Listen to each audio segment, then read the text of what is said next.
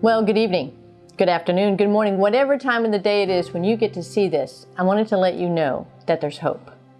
Hey, my name is Melanee Davidson, and as I like to say, that's Melanee with two E's on the end and there's no I.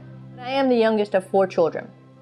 It's a Navy family, so we moved around a lot here in the U.S. I was actually born in Florida, but by the time I came back to Florida, I had actually lived in at least 12 different homes in 6 different states. So I share that because there's a lot of uprooting and reestablishing, uprooting and reestablishing. And eventually I decided I didn't like that. I did not like being uprooted and having to make friends all over again. Now, that may or may not be a big deal for you, but it was for me. As a matter of fact, I hardened my heart. And although in those days I would have pointed here for my heart, I actually point here now. Because it's there I kind of put walls up and said, no, no more. I'm not going to deal with any more pain. Well, the pain of being uprooted and reestablishing was nothing compared to surviving over 13 years of childhood sexual, physical, emotional abuse and neglect. It was off the charts painful. And so in my heart, the way I dealt with that horrific abuse and neglect was to, in essence, dig a really deep, dark cave. And that deep, dark cave is where I put all those emotions, all those feelings, all that stuff from the trauma. And I put it there and I went on my way. And it stayed there until I started recovery in my mid to early 30s. So I share that part because how did I get through? Well, only God. God, whom I now call Papa. Now, I'd had homosexual feelings since I was very little. I mean, I literally, because of the abuse, I literally saw myself as a boy. I was actually trained to be a boy. Now, that's hard to say because it kind of hits me in the gut sometimes, even again. And it might hit you that way. I just want to remind you, there's hope. I was a senior in high school when I quote-unquote made that decision that I was a lesbian. And I went off to Miami, went to school on a volleyball scholarship, and I decided that's who I was going to be for the rest of my life. But God, He had other plans. Fast forward to that moment in the bar. I've been living as a lesbian at that point at about 6 years. And then I'm at a gay disco bar in Fort Lauderdale. And there's this lady that I've known from before, and she's sharing the gospel. And I think that's probably more than anything else what caught my attention. She was loving on people in a bar.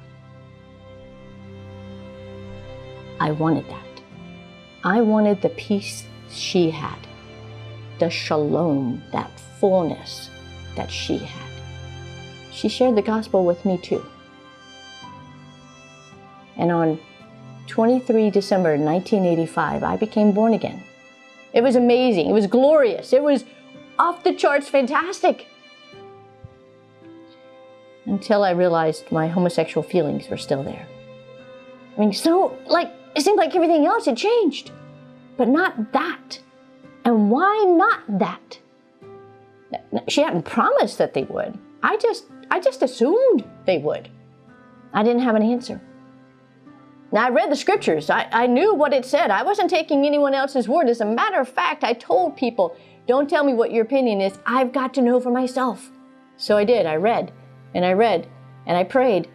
And sure enough, that's not how Papa created me to live. That's not how He created humans to live.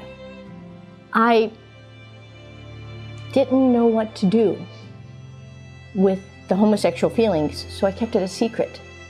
And not only did I keep those feelings a secret, I kept a secret of what was happening up here, the sexual fantasies, the porn in my head, and the masturbation. That I told no one. I mean, if I wasn't going to tell somebody about homosexual feelings, I sure wasn't going to tell anybody about the other. In those days, I didn't know something that I wouldn't learn until a decade later. And that was, I'm only as sick as my secrets. So I kept secrets, and I just kept getting sicker and sicker without even realizing it. And so, dealing with my pain my way, I went back to my old way of living. And then, just like Papa used Vicky Sue in that bar to get my attention, he's now using the depression I'm in to get my attention. Wow. And he got my attention. I was finally willing to admit a few things that I'd never been willing to admit before. I need help. And 3 other words that it was like, really hard to say. I was wrong. But I love what Sy Rogers says. He says, God is so big. He is so big that he will meet every single person exactly where they are. And I want you to know that. That's where Papa met me.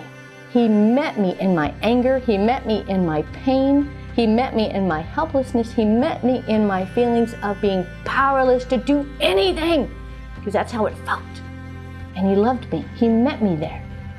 And the way he met me there is he brought some safe people into my life, what I now refer to as a safe team. The first 3 safe people were 2 therapists. I'm going to put them on this side.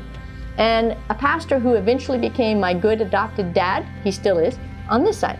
These people were sandwiching me in their great love that they have received from God himself. They're telling me, Melanee, you do matter. Melanee, you have a voice and it matters. And you're worth protecting. And so his great love was poured into me over and over and over again. And that's why I want you to hear this story, that there's hope for you to know that you know that you know that loved you are. So the ministry that I get to be part of, some people would say I'm the director of, but I just say I get to be part of because it's Papa's. It's Papa's ministry. It's called His Great Love. And yes, there's an exclamation mark on the end of that because I love exclamation marks. And His Great Love is a resource for people to be able to learn that there's hope, that they matter, they have a voice and it matters, and that you're worth protecting and being nurtured. No matter any form of abuse or neglect, any form of trauma, any form of pain, He's bigger. Papa is bigger. I want you to know, above all else, even if there's not another human being around you to express and demonstrate Papa's great love to you, I want you to know right here and now, He does. He does.